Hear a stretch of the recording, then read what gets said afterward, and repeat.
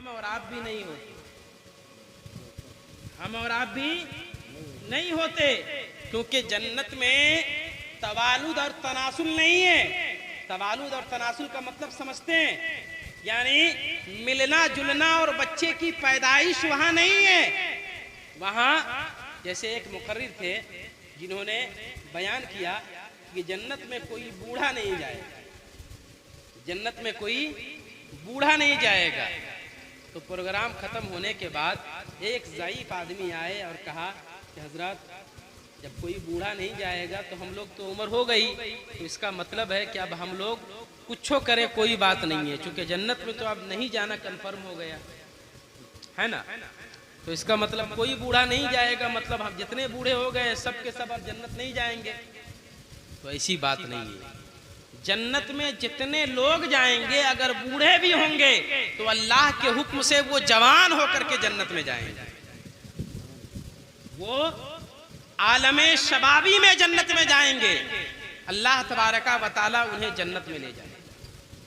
तो बहरहाल मैं बता ये रहा था कि हजरत आदम जन्नत से जमीन पर तशरीफ लाए खताए इज्तिहादी की बुनियाद पे, तो वो खता नहीं होती तो हमारा वजूद नहीं होता, और वो खता नहीं होती तो नूरे मोहम्मदी हजरत आदम के सुल्ब में नहीं आता।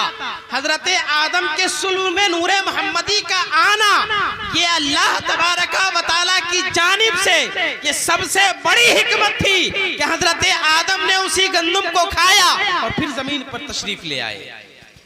और जब जमीन पर तशरीफ लाए तो वहीं से अब नूरे मोहम्मदी मुंतकिल होना शुरू हो गया। मुंतकिल होने का मतलब एक दूसरे के पीठ में जाना शुरू हो गया, एक दूसरे के पीठ में जाना शुरू हो गया। आपको एक मसला बता दूं कि एक मर्द 4 शादी कर सकता है ना, हुक्म है ना ये कि एक मर्द 4 शादी कर सकता है, लेकिन एक औरत एक वक्त में 4 शादी नहीं कर सकती। मालूम है ना भाई, एक मसला बता रहा हूं, गौर से सुनिए कि एक मर्द एक वक्त में 4 शादी कर सकता है, लेकिन एक औरत एक वक्त में 4 शादी नहीं कर सकती। ये मसला एक आदमी लेकर के आया हजरत इमाम आजम के पास। किसके पास लेकर के आया? हजरत इमाम आजम के पास। आप बोर तो नहीं हो रहे हैं ना? हाँ, हजरत इमाम आजम के पास लेकर के आया, कहा हुजूर जरा ये फलसफा समझा दीजिए कि एक मर्द 4 शादी कर सकता है, लेकिन एक औरत एक वक्त में 4 शादी नहीं कर सकती, वजह क्या है इसकी? तो कहा एक प्याला ले लो, एक प्याला ले लो, और प्याला लेकर के चारों औरतें अपने अपने दूध को उसमें डाल ले, अपने अपने दूध को उसमें डाल ले, और डालने के बाद लेकर के आए। जब वो लेकर के आई तो आने के बाद हजरत इमाम आजम ने कहा अब अपना अपना दूध इससे निकाल लो। कहा ये कैसे हो सकता है, ये कैसे हो सकता है? तो कहा बस यही वजह है कि एक आदमी 4 शादी इस वजह से कर सकता है कि एक आदमी 4 शादी करने की वजह यह है कि एक जगह पे जमा कर सकता है, लेकिन एक औरत अगर 4 शादी कर ले तो एक जगह बच्चे को जमा नहीं कर सकती। यही वजह है कि एक मर्द को 4 शादी का हुक्म दिया बैक वक्त में, और एक औरत को एक ही शादी करने का हुक्म दिया गया। ये वजह है उसकी। बहरहाल मैं ये बताइए रहा था, मेरा मौजू ये नहीं कि अल्लाह तबारका व तआला ने फरमाया वन नज्म, कसम है नज्म की। तो मंबा बुनियाद अल्लाह तबारका व तआला ने किसे बनाया? बुनियाद फरमाया है किसे? अल्लाह तबारका व तआला ने आकाए करीम अलैहिस्सलातु वस्सलाम को। हदीस पाक की रोशनी में मैंने बता दिया आपको, हदीस पाक की रोशनी में यही बताया आपको कि आका को अगर बुनियाद बताया है तो किसी और ने नहीं, खुद आकाए करीम ने बनाया। खुद आकाए करीम ने बताया कि मुझे अल्लाह तबारका व तआला ने सारी कायनात का मंबा बनाया है, सारी कायनात का बुनियाद बनाया है। तभी तो आकाए करीम अलैहिस्सलातु वस्सलाम ने फरमाया है कि मुझे सबसे पहले मेरे नूर को, सबसे पहले अल्लाह ने अपने नूर से नूरे मुहम्मदी को पैदा फरमाया। अव्वलु मा खलक़ अल्लाह नूरी, सबसे पहले नबी के नूर को पैदा फरमाया। दुरूद पाक पढ़ ले, अल्लाह रब्बु मुहम्मदिन सल्लल्लाहु अलैहि वसल्लम। मिल्लत इस्लामिया मैं अर्ज़ ये कर रहा था कि आयत मुबारका फिर से समाअत कर ले। कुल बिफज़लिल्लाहि व बिरहमतिही फबिज़ालिका फलयफ़रहू। ऐ महबूब आप फरमा दीजिए, अल्लाह के फजल और उसकी रहमत से जो तुम्हें मिल जाए फलयफ़रहू, तो उसके सबब फबिज़ालिका फलयफ़रहू, तो तुम उसके सबब खुशियाँ मनाओ। अब अगर खुशियाँ हम मनाते हैं तो ये हमारी खुशनसीबी है, अगर खुशियाँ हम मनाते हैं तो ये हमारी नेक बख्ती है। क्योंकि खुशी मनाने का तरीका और खुशी मनाने का अगर सही मानों में कोई अगर ढंग बताया है तो वो ज़ाते मुहम्मदी है। वरना दुनिया में ज़ात तो बहुत आई और ऐसी ज़ात न आई जिस ज़ात ने हमें इब्तिदा से लेकर के इंतहा तक जीने का सलीका बताया, इब्तिदा से लेकर के इंतहा तक जीने का सलीका बताया। ऐसी ज़ात दुनिया में नहीं आई। वरना आप देखिए, इब्ने माजा की एक हदीस पाक है कि जहाँ पे है ना, ला तस्तक़बिलू वला तस्तदबिरू, यानी तुम किबले की तरफ रुक करके ना इस्तिंजा करो और ना पाखाना करो। ये हदीस पाक है, ठीक है। उसकी तशरीह में हजरत इब्ने माजा शरीफ की हदीस, उसकी तफसीर में फ़ुक़हा ने लिखा ये है कि कुफ़ारे कुरैश जो थे वो हंसते थे। कुफ़ारे कुरैश हंसते थे। किस बात को देख करके हंसते थे? इस बात को देख करके हंसते थे कि देखो, जिस नबी को ये लोग आसमान और ज़मीन बताते हैं, जिस नबी को ये लोग अर्श से फर्श तक चढ़ाते हैं, वो नबी इसके ऐसे हैं जो पेशाब और पाखाना करने का तरीका बता रहे हैं। हंसते थे वो लोग। तब आकाए करीम अलैहिस्सलातु वस्सलाम ने फरमाया कि अज़ाबे कब्र अगर सबसे ज्यादा किया जाता है तो वो इस्तिंजा से न बचने वालों इंसान के साथ किया जाता है। इसका सबब जान रहे हैं ना? यानी कुफारे कुरैश हंसा करते थे। आकाए करीम को इस बात की तकलीफ हुई कि ये लोग हंस रहे हैं मेरी बातों से, तो ये हदीस पाक थी। आकाए करीम ने फरमाया कि इस्तिंजा और इस्तिंजा से बचो और इस्तिंजा के छींटों से बचो, क्योंकि आम अज़ाब कब्र इसी की वजह से हो रहा है। अब आका के गैब की बात जरा कर लेते हैं। कब्रिस्तान से गुजरे आका, ये कब्र पे अजाब दिया जा रहा था, तो अजाब दिया जा रहा था तो आकाए करीम ने कच्ची टहनी को, हरी टहनी को तोड़ा और तोड़ करके उसी कब्र पे रख दिया। और रखने के बाद जब जो सहाबी थे आपके साथ, उन्होंने पूछा या रसूल अल्लाह ऐसा क्यों किया आपने?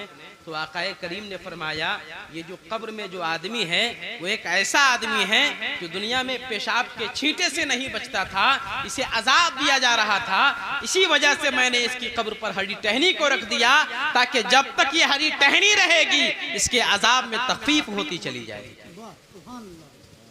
तो ये इल्म गैब नहीं तो क्या है कि कब्र के अंदर की बात मेरे आका बता रहे हैं कि कब्र में क्या हो रहा है। आप उस आका पे हंसते हैं, आप उस आका की बात करते हैं, आप उस आका नारे तकबीर, नारे तकबीर, नारे रिसालत, सरकार की आमद, सरकार की आमद, मक्की की आमद, मदनी की आमद, हजरत अल्लामा मुफ्ती अकमल हुसैन साहब किबला, नारे तकबीर, उलमाए कराम, शोराए इज़ाम। बिरादरान मिल्लत इस्लामिया, आम अज़ाब कब्र इसी की वजह से होता है। तो मैंने कहा कुल्लु खलाइक मिन नूरिल्लाह, यानी कुल्लु खलाइक मिन नूरी, यानी तमाम मखलूक मेरे नूर से, मेरे आका ने फरमाया। अब इससे अंदाजा लगाएं कि आका की ज़ात मुबारक का क्या ज़ात है। आज मिलाद मनाने पर हमसे सबूत मांगा जाता है, हमसे सबूत मांगा जाता है। ज्यादा दूर नहीं ले जाता हूं आपको, बस बहुत करीब लेकर के चल रहा हूं, सिर्फ एक तजाद बयान कर रहा हूं, सिर्फ एक तजाद। वो तजाद ये है कि कुछ दिनों पहले की बात कि एक अखबार निकला, एक अखबार, उसमें था कि 12 रबीउल अव्वल के मौके पे मिलाद मनाने का तजाद। क्या था हेडिंग? 12 रबीउल अव्वल के मिलाद मनाने का तजाद। उसका पूरा मजमून जब मैंने पढ़ा तो उसके मजमून में लिखा हुआ था कि 12 रबीउल अव्वल को मिलाद क्यों मनाया जाता है, जबकि 12 रबीउल अव्वल को तो आका की वफात का दिन है। 12 रबीउल अव्वल को मिलाद क्यों मनाया जाता है, जबकि 12 रबीउल अव्वल को तो आका की वफात का दिन है। और वफात का दिन होना ये तो सबसे बड़ी बात है, तो वफात के दिन में खुशी कैसी? तो देखिए, एक जालसाजी जो होती है ना, वो जालसाजी भी बहुत बड़ी चीज होती है। जालसाजी कैसे हुई पता है? कुछ लोग गुमराह करते हैं आधी आयत बता करके, कुरान की आधी आयत बता करके। मैं कलकत्ते की सरजमीन पे जब था तो उसी एक मस्जिद में तकरीर हो रही थी, तो उसमें कहा आधी आयत पढ़ रहा था। एक आयत पढ़ा, ला तक़रबुस सलात, नमाज के करीब मत जाओ। अब सोचिए आप, कुरान में है ला तक़रबुस सलात, नमाज के करीब मत जाओ। अब लोग सुन करके हैरत में पड़ गए, या अल्लाह, नमाज के करीब मत जाओ, क्या मतलब है इसका? दूसरी आयत पढ़ी, फवाइलुल लिल मुसल्लीन, नमाजियों के लिए वैल है। वैल कहते हैं तबाही, अजाब, वैल है नमाजियों के लिए। तो पूरी आयत नहीं पढ़ी, लोग गुमराह हो गए। ला तक़रबुस सलात, नमाज के करीब मत जाओ। फवाइलुल लिल मुसल्लीन, वैल है नमाजियों के लिए। अगली आयत बता देते तो जहन का खलजान दूर हो जाता। ला तक़रबुस सलात व अंतुम सुकारा, नमाज के करीब मत जाओ। इस बुनियाद पे नमाज के करीब मत जाओ कि जब तुम नशे की हालत में हो, और जब तुम नशे की हालत में रहोगे तो तुम्हें यह नहीं मालूम होगा कि तुम बंदे की हालत में हो, रब को क्या कह रहे हो, रब को किस जात के साथ पुकार दो, रब की जात में कौन सा लफ्ज बोल दो, इसका तुम्हें अंदाजा नहीं होगा। इसी बुनियाद पे कहा गया कि जब तुम नशे से छुटकारे पा जाओगे तब तुम अल्लाह की बारगाह में जाओ। अरे अल्लाह की रहमत ऐसी है, जितना भी गुनाह कर ले बंदा, अल्लाह तबारका व तआला की जात उसे बख्शने के लिए तैयार रहती है। अब बख्शिश की बात आ गई तो मैं आपको एक हदीस पाक बता दूं। बख्शिश की बात है ना, कि अल्लाह की रहमत कितनी बड़ी है। रहमत बनाकर भेजा है किसको? आका को, सारे आलम के लिए रहमत बनाकर भेजा। एक आदमी ने कहा कि आका का मिलाद किसको मनाना चाहिए? तो कहा सबसे पहले तो आका का मिलाद बेटियों को मनाना चाहिए, क्योंकि सबसे ज्यादा बेटियां ही उस जमाने में आका के मिलाद, आका की विलादत से पहले बेटियों पर ही सबसे ज्यादा जुल्म हुआ रहा, और बेटियां ही सबसे ज्यादा दफनाई जा रही थी। ये तो अल्लाह का बेपनाह शुक्र, उसका एहसान हुआ कि अल्लाह ने आकाए करीम को भेजा ताकि बेटियां अब जिंदा दफनाई नहीं जाएगी, बल्कि बेटियों को इज्जत की निगाह से देखा जाएगा। बहरहाल रहमत की बात सुन ले। मुस्लिम शरीफ की हदीस पाक है तो बड़ी तफसील हदीस, लेकिन इख्तिसार में आपको सिर्फ जहन को फ्रेश करने के लिए बता रहा हूं कि क़यामत का दिन होगा। इंसान ये समझता है कि हम इतने बड़े गुनहगार हैं, इतने बड़े गुनहगार हैं, फिर अल्लाह की बारगाह में हम तौबा करेंगे, पता नहीं मेरी तौबा रब कबूल करेगा या नहीं करेगा। लेकिन याद रखें कि अल्लाह हमें इतना देता है और इतना देगा जिसका हम गुमान तक नहीं कर सकते, गुमान। वइन तुअद्दू निअमतल्लाहि फला तुहसूहा, अगर तुम अल्लाह की नेमत का शुमार करना चाहो तुम उसे शुमार नहीं कर सकते हो। तो अल्लाह की रहमत कैसी है आप अंदाजा लगाएं कि मुस्लिम शरीफ की हदीस पाक है, और हदीस पाक ये है कि क़यामत का दिन होगा और क़यामत के दिन जन्नतियों को जन्नत में भेज दिया जाएगा, जहन्नमियों को जहन्नम में भेज दिया जाएगा। दोनों दो जगह चले जाएंगे, कोई नहीं बचेगा। लेकिन जहन्नमी जो जहन्नम में जाएंगे अगर ईमान वाला होगा तो अपने गुनाहों की सजा पा करके अल्लाह उसे जन्नत अता फरमाएगा। गुनाहों की सजा पा करके अल्लाह उसे जन्नत अता फरमाएगा। लेकिन एक इंसान जहन्नम में जल रहा होगा, एक इंसान, वो कहेगा क्या, परवरदिगार मैं जहन्नम में जल रहा हूं, तेरी रहमत तो इतनी बड़ी है, इतनी बड़ी तेरी रहमत है कि तेरी रहमत से मैं नाउम्मीद नहीं हूं। ऐ अल्लाह तू मुझे अपनी रहमत से, तू मुझे अपने करम से, मैं जन्नत का मुतालबा नहीं करता, मैं जन्नत नहीं मांगता, मैं जन्नत का तलबगार नहीं हूं, लेकिन ऐ परवरदिगार मैं सिर्फ इतनी इल्तिजा करता हूं कि मुझे जहन्नम से निकाल करके मुझे जहन्नम के बाहर कर दे ताकि इस तपिश से मैं बच जाऊं। तो परवरदिगार की जानिब से आवाज आएगी, ऐ मेरे बंदे क्या तू इसके बाद नहीं मांगेगा, क्या तू इसके बाद नहीं मांगेगा। देखिए दो आयत पढ़ता हूं, दो आयत। इन्नल इंसाना खुलिका हलुआ व इज़ा मस्सहु शर्रु जज़ुआ व इज़ा मस्सहुल खैरु मनुआ। ये तीन आयत है। इन्नल इंसाना खुलिका हलुआ, अल्लाह ने इंसान को लालची पैदा फरमाया है, अल्लाह ने इंसान को लालची पैदा फरमाया है, हरीस पैदा फरमाया है।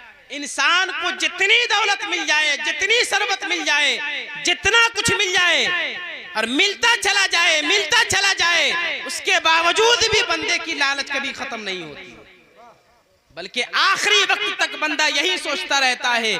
अगर वो इंसान लाख को 10 लाख रुपए का मालिक हो जाए फिर भी वो उसका ख्याल, फिर भी उसका गुमान, फिर भी उसकी फिक्र यही रहती है, ऐ काश कि मैं करोड़पति बन जाता। और जब करोड़पति बन जाएगा तो कहेगा क्या कि पूरी दुनिया का मालिक बन जाता। लेकिन लालच उसकी खत्म नहीं होती, यहां तक कि उसकी रूह निकल जाती है, उसकी रूह निकल जाती है। देखिए अपना मौजू से हट करके मैं सिर्फ आपको समझाने की गरज से बता रहा हूं। तो बंदा कहेगा परवरदिगार मुझे यहां से निकाल, मुझे यहां से निकाल दे। ये बात कहेगा बंदा, ये बात कहना होगा। कहते ही परवरदिगार की जानिब से आवाज आएगी, बंदे इसके बाद तू नहीं मांगेगा। परवरदिगार नहीं मांगूंगा। रब को मालूम है बंदा है मांगेगा जरूर, बंदा है मांगेगा जरूर, लेकिन रब कह रहा है नहीं मांगेगा। क्या नहीं मांगूंगा? फरिश्ते को हुक्म देगा जाओ उसे जहन्नम से निकाल दो, और जहन्नम से निकाल करके उसे बाहर कर दो। जब बाहर आएगा तो बाहर आने के बाद कुछ देर तक तो आराम करेगा, और कुछ देर आराम करने के बाद फिर कहेगा ऐ परवरदिगार तेरी रहमत तो इतनी बड़ी है कि तेरी रहमत से कोई नाउमीद नहीं है। परवरदिगार तू अपनी रहमत कामिला से, मैं जन्नत नहीं मांगता मगर जन्नत के दरवाजे तक कर दे ताकि मैं जन्नतियों को देख करके कम से कम अपने दिल को सुकून पहुंचा सकूं। अल्लाह की जानिब से फिर आवाज आएगी, बंदे इसके बाद नहीं मांगेगा। देखिए बार बार रब कह रहा है, वजह मैं बाद में बताऊंगा क्यों कह रहा था। बार बार कहेगा रब, इसके बाद नहीं मांगेगा। बंदा फिर कहेगा परवरदिगार नहीं मांगूंगा, परवरदिगार मैं नहीं मांगूंगा।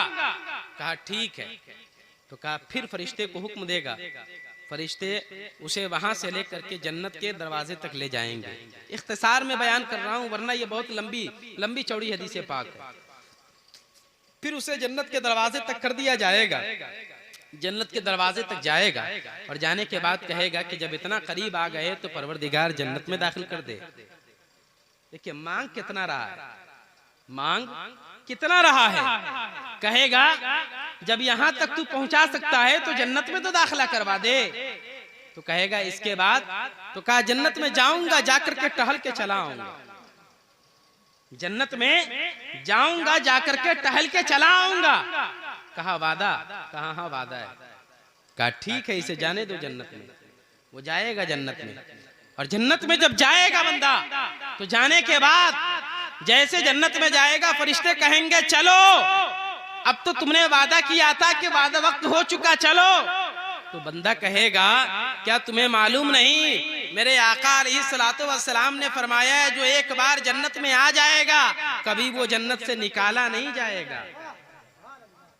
अरे मचल के कहिए, नारे तकबीर, नारे रिसालत, मसलके आला हजरत, सरकार की आमद, सरकार की आमद, मक्की की आमद, जश्न ईद मिलादुन नबी, हजरत अल्लामा मुफ्ती अकमल साहब किबला, उस्ताद जामिया रहमानिया तैगिया नगरा।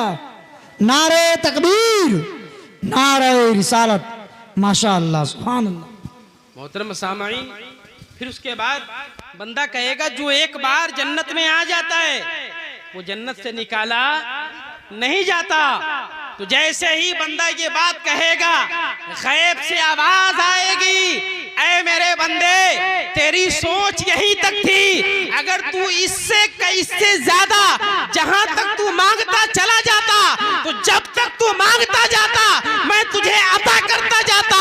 अगर तू यहीं पर बस कर दिया, अगर तू रोजे कयामत तक मांगता रहता मैं तुझे कयामत के दिन तक इससे कहीं ज्यादा जन्नत तुझे अता करता चला जाता। लिहाजा अल्लाह तबारका व तआला की रहमत से कभी नाउम्मीद ना हो, बल्कि ये उम्मीद लगाएं। अरे आज मेरी दुआ कबूल नहीं होती तो कभी हमने अपने आप को दोष दिया है कि मेरी दुआ कबूल नहीं होती है तो मेरे अमल दुरुस्त हैं या नहीं। आज हम कोसते हैं किसे कि मौलवी ने तावीज दिया, उसके मौलवी के तावीज में असर नहीं। कसम खुदा की कहता हूँ मौलवी के तावीज में असर हो ना हो, अगर आप 5 वक्ता नमाज पढ़ ले तो कसम खुदा की कहता हूँ अगर 5 वक्त की पाबंदी के साथ नमाज पढ़ के अगर आप अपनी जबान से सूरह फातिहा पढ़ करके दम कर दे अल्लाह उसी में शिफा अता फरमाएगा। आप किसी पर भरोसा क्यों कीजिएगा कि मौलवी की दुआ में असर नहीं, मौलवी के तावीज में असर नहीं, अपने अंदर असर पैदा कर लीजिए। अल्लाह ने हमें इस लायक बनाया है कि हम नमाज पढ़ सकते हैं, क्योंकि अल्लाह तबारका व तआला दिल के इरादों को देखता है, ज़बान दिल के इरादे को देखता है। अल्लाह तबारका व तआला ज़ाहिरी जिस्म जिस्मानियत को नहीं देखता। अल्लाह तबारका व तआला दिल की नीयतों को देखता है।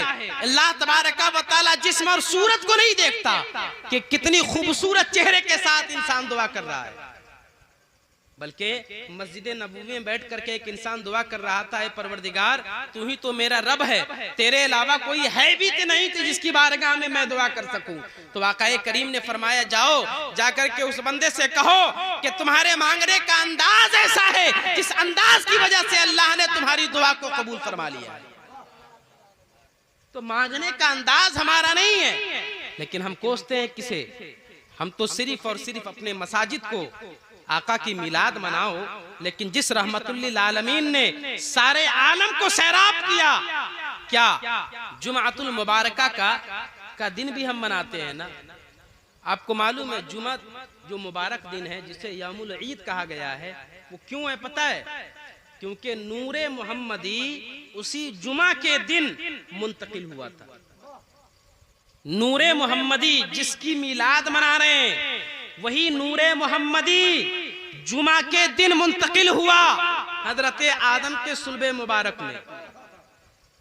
तो उसी की बरकत है और उसी की वजह से ईद को यौमुल जुमा के दिन को यौमुल ईद कहा जाता है, यानी जुमा का दिन ईद का दिन है। और हमारे लिए और हमेशा के लिए ईद का दिन जुमातुल मुबारक का दिन कहलाया जाएगा।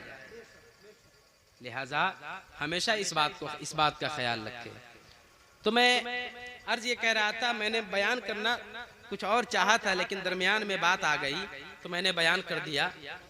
ये बात सुन ले जो मैंने कहा कि तजाद था, तो तजाद ये था हजरत मौलाना एहतिकामुल हक कासमी है, नाम बता देता हूँ, जो कि नहीं मालूम वो है कहाँ के, लेकिन इमारत शरिया में है। हाँ, तो मौलाना एहतिकामुल हक कासमी ने एक मजमून शाये किया कि मिलादुन नबी मनाना 12 रबीउल अव्वल को नहीं है। तो जब ये बात कहा उन्होंने ना कि 12 रबीउल अव्वल को मिलादुन नबी नहीं, तो कहा कि जब 12 रबीउल अव्वल को मिलादुन नबी नहीं तो कब? अब इस पर जो है कब है, तो बाज़ लोग उसने कहा कि जालसाजी देखिए कि एक है मौलाना इलियास घम्मन, ठीक है, उसीलिए कहा जाता है ना कि आप दूसरे लोगों की किताबें जो लोग आलिम नहीं है वो नहीं पढ़े वरना गुमराह हो जाएंगे।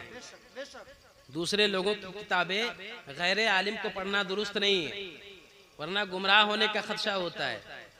तो इलियास गम्मन ने आला हजरत अलैहि रहमत व रिजवान का एक रिसाला है नुत्कुल हिलाल, उसी नुत्कुल हिलाल के हवाले से एक बात उन्होंने बयान किया। तो जालसाजी देखिए, जालसाजी क्या थी उसकी?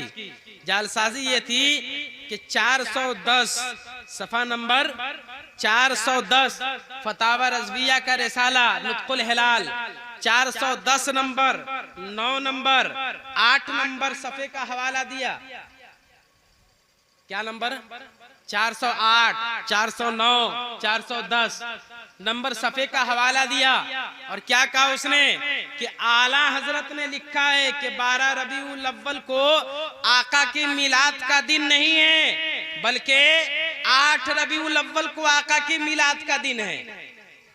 अब बताइए कि आला हजरत की जब बात आ जाएगी तो भोला भाला सुन्नी कैसे ना समझ जाए कि आला हजरत के बारे में जब बता रहे हैं तो ये बात तो सही होगी, है कि नहीं है भाई? ये बात तो सही होगी क्योंकि आला हजरत तो हमारे कायद है ना। तो आला हजरत ने जब लिख दिया है तो इसमें कौन सी बात है? लेकिन उसे ये नहीं मालूम कि जब 408, 409, 410 का हवाला दिया तो 411 का हवाला क्यों नहीं दिया, जिस सफे पर आला हजरत ने लिखा है कि 12 रबीउल अव्वल की तारीख में इख्तिलाफ है लेकिन राजिह कौल यही है कि 12 रबीउल अव्वल को ही आका का मिलाद मनाना दुरुस्त है। ये राजिह कौल है, तो उस सफे का हवाला नहीं दिया। ये जालसाजी होती है। बहरहाल ये तो बात की बात है। तो मौलाना एहतिकामुल हक कासमी ने लिखा कि मिलाद मनाना दुरुस्त नहीं। तो ये है मुफ्ती कहाँ के? इमारत शरिया के। और ये हाल फिलहाल की बात कह रहा हूँ, 10-15 दिन पहले मजमून शाये किया था और मजमून में लिखा था। तो मौलाना डॉक्टर अमजद साहब किबला हैं जो इदारे शरिया पटना के हैं, उन्होंने जवाबन इरशाद किया कि आप कहते हैं कि आका का मिलाद मनाना दुरुस्त नहीं 12 रबीउल अव्वल को क्योंकि उनके वफात का दिन है, मनाना दुरुस्त नहीं है। तो जैसे ही कहा और दूसरी बात कही उसने कि 12 रबीउल अव्वल के मौके पर घरों को सजाना और खर्च करना, इस तरह के अखराजात करना ये दुरुस्त नहीं है। तो जैसे ही इस बात को कहा तो डॉक्टर अमजद साहब ने जवाबन इरशाद कहा कि आज से कुछ साल पहले की बात है कि वही इमारत शरिया है जिस इमारत शरिया के मुफ्ती ने खुद फतवा सादिर किया था कि 12 रबीउल अव्वल को मिलाद मनाना कारे सवाब है, अमरे मुस्तहसन है। तो जिस इदारे ने कभी जायज का फतवा दिया वही इदारा दूसरे वक्त में नाजायज का फतवा दे रहा है, तो अपने कौल में तजाद कहां से पाया गया? लो आप अपने जाल में सयाद आ गए, उलझा है पाँव यार का जुल्फे दराज में, उलझा है पाँव यार का जुल्फे दराज में। लो आप अपने जाम में सयाद आ गए, लो आप अपने दाम में सयाद आ गए। उलझा है पाँव यार का जुल्फे दराज में, उलझा है पाँव यार का जुल्फे दराज में। बाप अपने दाम से याद आ गए। जब इंसान खुद ही फंस जाता है अपनी बात में, तब उसके पास कोई रास्ता नहीं बचता, तो अब करे तो क्या करे। ऐसे ही कुछ मौलवी ने भी लिखा था कि मिलाद मनाना दुरुस्त नहीं, और उस्ताद ने लिख दिया कि मिलाद मनाना कारे सवाब है। तो उस्ताद ने लिख दिया मिलाद मनाना कारे सवाब है, और दूसरे शागिर्द लिख रहा है कि मिलाद मनाना दुरुस्त नहीं। अब उसके आपसी में मुठभेड़ हो गया कि माने तो किसकी माने, इसकी माने या उसकी माने। इसीलिए हम उस्ताद की बात ही मानेंगे, क्योंकि जो ऊपर होता है वही तो वो रहबर होता है उसका। क्योंकि उस्ताद तो बाप के मानिंद है ना, अल उस्तादो मिस्लुल अब, उस्ताद जो है बाप के मानिंद है ना। तो जब उस्ताद बाप के मानिंद है, तो हम बाप की बात माने कि बेटा की बात माने। लिहाजा आप इधर उधर के झोल झाल में न पड़िए, बल्कि आका की मिलाद मनाते हैं तो सलीके से मिलाद मनाए, तरीके से मिलाद मनाए, जो तरीका के मेरे आका ने बताया है। ये नहीं कि हम मिलाद मनाएं तो बेतरतीबी के साथ हम डीजे बाजे ताशे और डीजे बांध करके इस तरह से लहवो लईब के साथ, इस तरह से बेकार बातों करके, इस तरह से अपने वक्त को जाये करके हम जुलूस निकालते हैं, ऐसा महसूस हो। बल्कि हमारे निकालने का तरीका ये हो, हमारे बताने का तरीका ये हो, हम जुलूस में चले तो मेरे चलने का तरीका ये हो कि मेरे आका अलैहिस्सलातु वस्सलाम ने फरमाया, आका अलैहिस्सलातु वस्सलाम के कौल के मुताबिक देखने वाला देख करके ये कहता चला जाए कि जाने वाला कोई और नहीं है, हकीकत में यही गुलाम मुस्तफा जा रहा है। सुभान अल्लाह। नारे तकबीर, नारे रिसालत, मसलक आला हज़रत जिंदाबाद, उलमा अहले सुन्नत जिंदाबाद, नारे तकबीर, अल्लाहु अकबर, सुभान अल्लाह। बिरादरान मिल्लत इस्लामिया, अल्लाह तबारक व तआला हम सबों को आका अलैहिस्सलातु वस्सलाम की मिलाद के मौके पर खैर खूबी के साथ आका की मिलाद मनाने की तौफीक बख्शे, और अल्लाह तबारक व तआला की बारगाह में हमेशा दुआ करें कि अल्लाह हमारी ख़ताओं को माफ़ करके नेकियों में तब्दील कर दे। बस इन्हीं जुमले के साथ अपनी तकरीर को ख़त्म करता हूँ, इस जुमले के साथ कि मेरे बोलने में और आप सामाईन के सुनने में अगर किसी तरह की ख़ता हुई हो, मौला तेरी बारगाह में सिद्क़ दिल से तौबा करता हूँ। अस्तग़फ़िरुल्लाह रब्बी मिन कुल्लि ज़ंबिन व अज़नबतुहु व अतूबु इलैहि, ला हौला वला कुव्वता इल्ला बिल्लाहिल अलिय्यिल अज़ीम। खूब की सैर चमन, फूल चुने शाद रहे, बाग़ बा जाता हूँ मैं गुलशन।